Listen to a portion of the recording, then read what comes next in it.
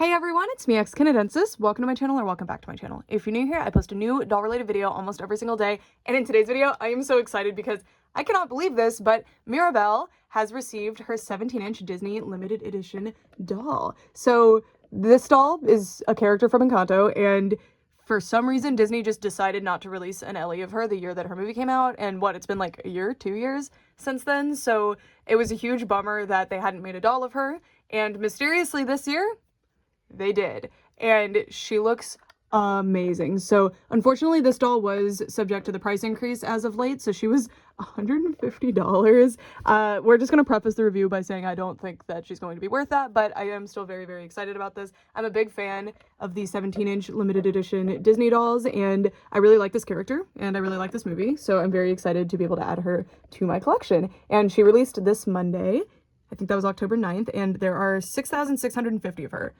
which is a weirdly specific number. And then if we turn her box, you can see all kinds of different patterns on it. And then on the back, it says, unlock the Madrigal magic with this limited edition Mirabel doll. Designed by Disney artists, this collectible shows off our unlikely heroine who is born with undiscovered gifts. This doesn't stop her from going on a mission to save her family when she senses their magic in danger. She even finds and solicits help from Bruno, the family outcast. It's during this journey that she finally learns what her magic gift is. She has the power to keep the family together. Collectors and fans alike can share in the magic with the specialty doll that's just as magnificent as Mirabel. So if you're not familiar with these dolls, they've been doing them for over a decade now, and they're basically just supposed to be like heirloom collectible dolls of Disney. Usually heroines, they'll do other characters sometimes too, and it's really, really cool when they do characters that are not part of the princess lineup, such as Mirabel. So I'm very, very excited. Sorry the bow looks ugly. I couldn't retie it pretty. I had to get some loose hair out. So let's investigate our doll. Let's see what's going on. I'm going to show you what she looks like up close in her packaging, and you can see very, very cute motifs on the packaging. You got like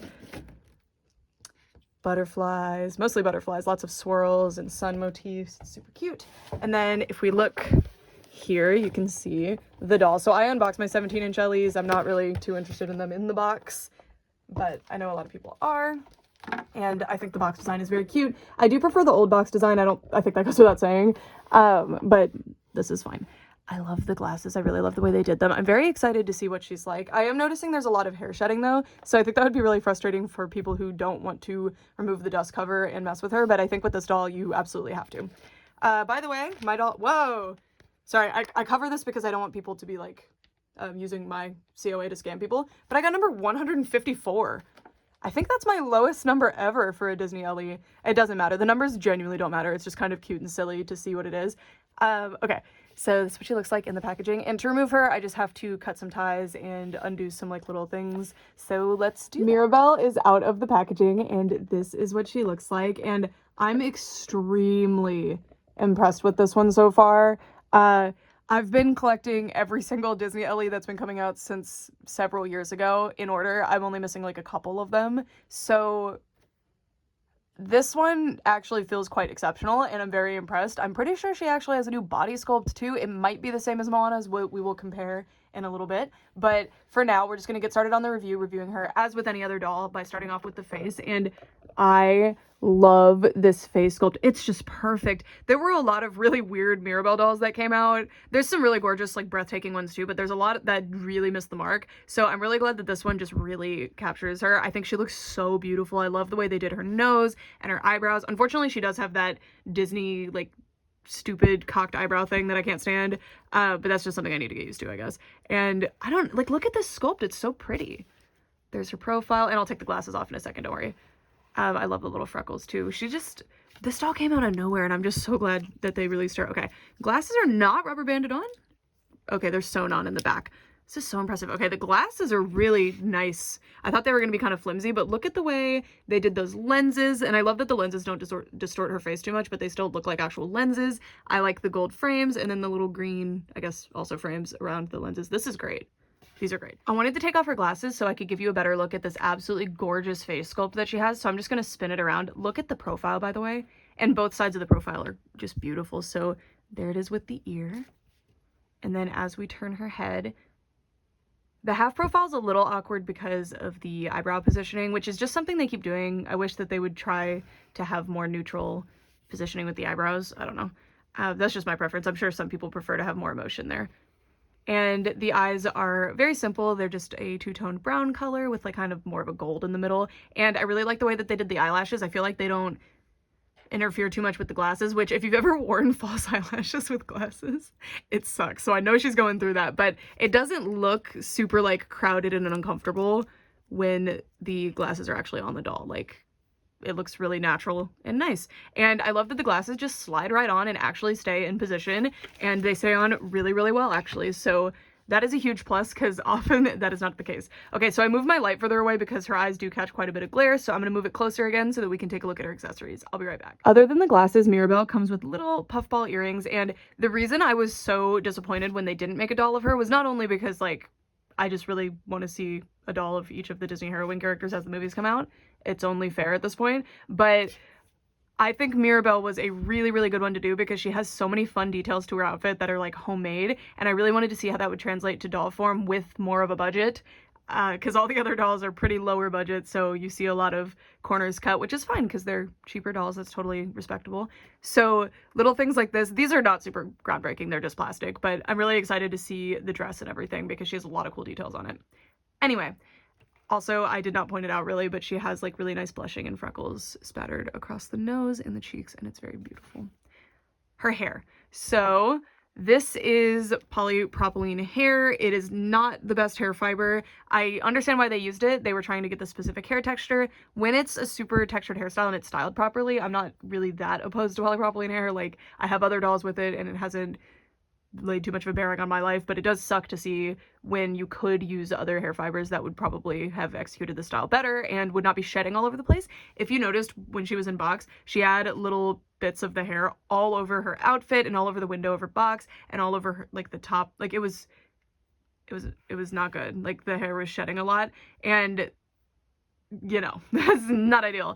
To be fair, Saran would do that too, but they've never used Saran. But it is very well rooted in, and the style is very nice, actually. I think it came out of the packaging very well. It does look very shiny and artificial because it has a lot of styling product in it.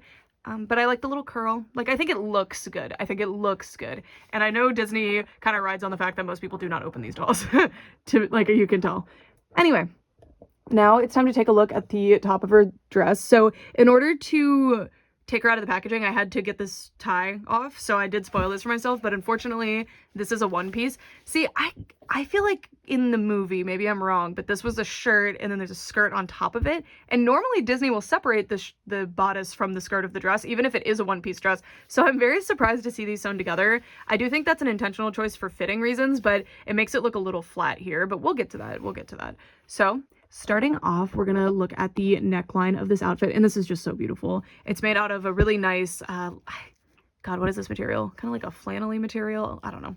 Polyester. It's very nice, and I like how kind of natural of a material it looks like. It doesn't have any shine to it. It's a like cross, I don't know. It's a nice material is my point. I like it. Normally I wouldn't like it on a limited edition doll, but it's exactly what Mirabel's shirt seems to have been made out of. And check out the embroidery on this. Like, they hemmed it with this really impressive embroidered edge on the scalloped edge. Isn't that beautiful? And then it's got kind of a reverse scallop going on here, and the butterflies are super well done. And then of course Mirabel has kind of personalized her outfit, as you know, and it's super detailed in the movie. So again, that's why I was so excited to see it in doll form. So you can see she's added a rainbow here and some little lines, and they have also added rhinestones for the limited edition doll, which is super, super cool. And then the yarn butterflies, which in the movie, I believe these are just like bundles of yarn that are kind of styled to look like butterflies, but here they have done little plastic butterflies. I think it works. It's not too distracting. I think little yarn thingies would have been way cooler, but I respect the decision not to. It was likely not feasible to do it. And then you can see there's even detail on the back with these little flowers, and then these black rhinestones that I actually did not notice originally are going all the way around the outfit. And you can also see that scalloped edge on the sleeves, and you've also got this like filigree. It's just very, very nice. Oh, that's kind of funny that this just replaces whatever should have been there, because this, but it looks good. It looks good. It would have gotten really messy, I think. And then here she has done a little butterfly, some leaves, and some flowers, and it just looks great. Really, really cool. And then there's nothing on the back of that part of the dress. And then, okay, This is where it gets really cool. Mirabel's skirt is the really exciting part of this doll. So her skirt is meant to have little hints at all of her family members, miracles or gifts or whatever, and it's like action-packed and super cool. So again, I was super excited to see this done to the fullest extent that I think we're ever going to see it on an official doll of her, and that's why I was so pumped when I heard that this doll was coming out. So her skirt is 3 tiers, each one is a different color of the same material, and I also super like this material. It has a very subtle shimmer to some of the stitches that go through, and then there's also some really fantastic trims going on, but we have to start off up here. So where these two connect and why I think they ended up choosing to make this one piece is because they probably wanted this bunching to look a certain way, because it's supposed to look like she tucked her shirt into her skirt, and in doll form the fabrics aren't normally heavy enough to make this effect without sewing it into place. So I think I respect the decision. All right, y'all, I had to look this up, so for the rest of this review I'm still going to be acting like I'm not sure, obviously, but I looked this up, and it's all embroidery on her skirt, and the embroidery does go over the ribbons. So I think the decision to put the embroidery under the ribbons on the actual doll was very strange. Like, you can see the ribbons between the layers of fabric. I do like that the different tiers of fabric that they used on her skirt are different colors on the doll. They're not really different colors here. At least the top 2 aren't. And then as we move up, you can see it's all embroidery. And I think other than the name on the waistband, I respect the decisions to do the ironed-on details where they did. I think that it looks better than it would have embroidered, especially that snake. I love the snake. But I just wanted to show that, yes, it is all embroidered in the movie. She has her name here, Mirabel. I think all of this is supposed to be embroidered, like in the movie. Maybe she painted some of it on, because it's kind of weird what they chose to embroider and what they chose to do as iron-on material like this. But maybe that's how it was. I don't recall off the top of my head, but it says Mirabel with little swirls, and it does actually look very drawn on, so I think it's intentional. We're gonna start off on this side of the skirt because this is the less detailed side, and we will spin her around until we get to the most detailed side. So starting off, you've got this confetti situation up here. There's rhinestones, there's confetti in several different colors, and little heart leading into that. And then there's a little snake, and I love this little snake. This swirl, sorry, it's kind of weird to describe this. Here's the snake. I love the way that the snake was done. I think that it's really, really good decision not to do this embroidered or any other way, because the way they did this and the way like it genuinely looks like it was painted on is so, so cool. And she's got this really nice thread here that's like shiny. I mean, the embroidery on this is just fantastic. And look how long this snake is too. And then look, so we've got the capybara here, of course, and you can see just this mixture of rhinestones and embroidery and these iron-on details. It's just so much fun. And then of course we've got the capybara, like I said, and it has a little thing leading to it. It's a little buzzing bee, and then a little flower here. Over here we've got, I guess this is Mirabel crying? What is this one supposed to represent? I really like the style of this, so it's super, super cute. We've got this bird here. I don't actually know what bird that's supposed to be. So all kinds of stuff. And then if we move up a little bit again, let me zoom out just a little. You can see there's more detail up here. Not a lot, but definitely some. I love how like asymmetrical it is. Like there's not detail in equal amounts everywhere. I think that makes it really fun and compelling. You've got some music here, more swirlies, just lots of plant motifs. You've got weather, of course. You've got a big pretty butterfly here. We've got a chameleon here, which is super, super cute. This is for Louisa, who I want a doll of so bad. I have a doll of her, but I want like a limited edition doll of her. I would love it, but they're never gonna do it. I could see them maybe doing Isabella, but I want them to. Anyway, another capybara. Love the capybara motif. This is supposed to be Mirabel. I think this was embroidered in the movie, but this looks slightly terrifying because of the way they did the teeth, but I respect it. On like a full-size human skirt, I think it would have worked. And then you've got more of the yarn butterflies, and it says yo amo los madrigal, I'm guessing is what that's supposed to be. It's got the heart. Super cute. You've got this one too, the toucan and the little cat. I don't remember what type of cat it was. Anyway, yeah, there's a candle here. That's probably for grandma. Cool. Abuela. Okay. That was the skirt. And each tier is sewn together, which is intentional. That's how it was in the movie. It's one skirt with a little ribbon in the middle. And I know this is part of the design, but I kind of hate that it covers some of the embroidery. But that is some impressive embroidery. It looks amazing, and I think they executed it super, super well. I do think some of the spots where they chose to use the metallic thread weren't ideal, specifically these two. It kind of, you lose a lot of the detail of the motif that they were trying to go for, especially this one. But I love like the font here and the little capybara here and just all the little swirlies. The snake is my favorite part, I think. Just really, really fantastic. And then all around the skirt, I wasn't talking about it, but you've got this pretty elaborate trim. So you've got that ribbon, then you've got these little tassels sewn all around. You've got this kind of rope trim going on here. You've got a very pretty little lace pattern at the bottom, some raw thread there. And yeah, it's all sewn in really nice. She does not have any kind of underskirt. This is Disney's, like, the biggest slap in the face Disney likes to do to us, and they pretty much always do this. It is a very rare exception when they choose not to do this. They just like to stick tissue paper under it and call it a day instead of putting any kind of, like, crinoline or something under there, or like some kind of structure into the skirt to make it stay. So you have to leave that in. I hate it. But I made the mistake when I was younger of removing it, and it really makes it not lay correctly. So tissue paper, everyone. Gotta sew your own crinoline or leave the tissue paper.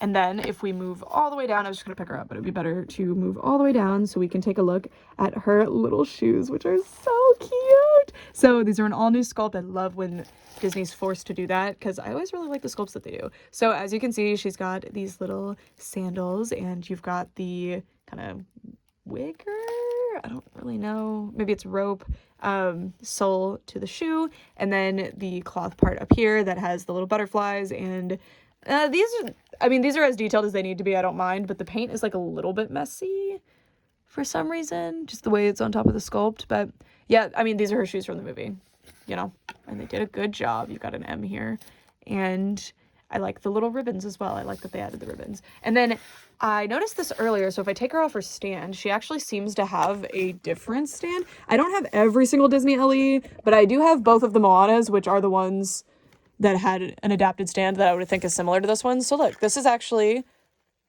a different stand. It has a different saddle, and I hate this new stand they're doing. They're doing this much more ovular one, and it makes the dolls very prone to tipping. It's very, very weird.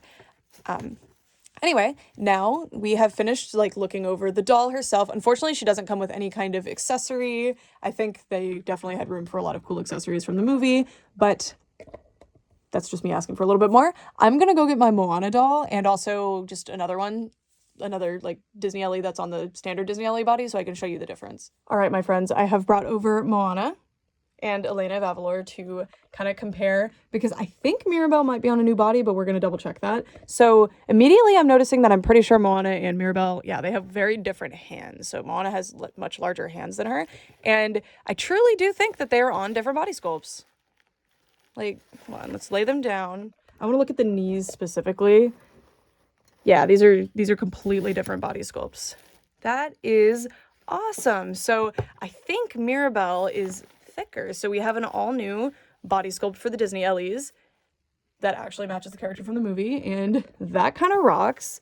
I see, that's why it's so interesting that they decided to release this doll. Like, they clearly didn't originally for some reason. I think they just didn't expect the movie to be super successful or something. I don't know. Because there was a doll issue when they first released the movie too, because everyone wanted Louisa, which true, I want a Louisa. So maybe that's why they decided not to make an LE, and they've been working on her ever since then or something. But like, I would think part of the reason they didn't do it is because they would have to do a new body sculpt, and that's, most dolls are on this body sculpt. Moana was a new princess, so they kind of had their hands tied and they did the new body sculpt. But I'm extremely impressed and excited that they decided to actually give, well, like, they gave Mirabel a new body sculpt. That's super cool. That is super, super cool. All right. Now it's time for our final thoughts. I'm going to inaugurate her into my Disney LE collection up there. So I'll be right back when she's all fitting into her little spot. All right, you guys, so here's my display now. I didn't end up changing anything because Mirabel has a teal color scheme, or you could go with white for the top of the dress, and I'm kind of arranging them in color order, but she's teal. And my green girlies are in the back, but I don't really want Mirabel in the back. I want her in the front so I can see the skirt, because the skirt is the best part of this doll, other than the face. But I really like the skirt, so I want the skirt to show. But I think it's kind of a hard transition to Giselle here afterward. So we're definitely going to have to rearrange this fully, but we'll do that at a doll room update or something. For now, This is what she's looking like. So she looks a little bit jarring next to Kita in particular, but that's kind of the same situation as Elena does have a larger head than a lot of the other ones. But if I was to put Moana next to Kita, the same situation would occur. So I think I just need to get Moana and Mirabel closer to each other. And it's just because of the art style of the head. They've done these like larger heads now. So, I mean, it would work with Anna and Elsa too, I think. Yeah, I need to figure that out. Anna does have a similar color. See, the teal situation is here, and Tinkerbell would be closer. So, I don't know. I'll work it out. Don't worry. I have a specific way I like for this to look, and this is not working right now because of the color situation, but I just wanted to show how cute she looks next to the others. She definitely fits in well, and she definitely looks super luxurious and nice, even though she's not wearing, like, a giant wedding gown or something, you know? And I really like that the Disney artists are able to do this, where this dress is not supposed to be formal. It's like her everyday look, but they've made it really, it's still true to the character, but it's very fun, and I don't know, it feels more expensive and luxurious and fun, and I really like that. I really like the Disney 17-inch Ellies. I just think they're very special, and there's not really other dolls like them, and they make me really happy. I don't think they're at all worth the price that they go for, but the trade-off for me is, like, they get more expensive later, so if I don't get them at the lowest possible price, which is the overpriced retail, then that is that. And I'm very grateful to have this collection. I wasn't able to start collecting them until I got, like, I think my first fast food job, actually. I got it so I could afford my Disney Ellies at one point. And I really like them. I'm very proud to have built this collection here, and I'm really excited that they've added a new character to the lineup, because my goal is to have one of each of the female characters that they've added to this lineup, and I'm getting close. I'm never gonna have every doll, and I don't expect to, and nor do I want to, honestly, but I want every character at least, and I'm getting close. I'm missing some obvious ones like Belle, though, but it's okay. We'll get there. But yeah, what do you guys think? Is she super cute? Is she... I don't think she's disappointing at all. Like, I didn't know what to expect. I knew that skirt was either going to be a huge disappointment or the greatest thing I've ever seen in my life, and thankfully, it's one of the greatest things I've ever seen in my life. I love the skirt. It's so fantastic. So I definitely want her front row, but as you can see, the blue girlies have taken over the front row right now, so we're gonna have to work on that. But that's my problem. Thank you guys so much for watching. Let me know what you guys think. What do you think of Encanto? Which character would you want as an Ellie if they were taking requests? Please make Luisa. She has the best song. I really like her. I'd like to see all of the main sisters at least, but they're not gonna do that. Anyway, thank you guys so much for watching for all this time. Bye!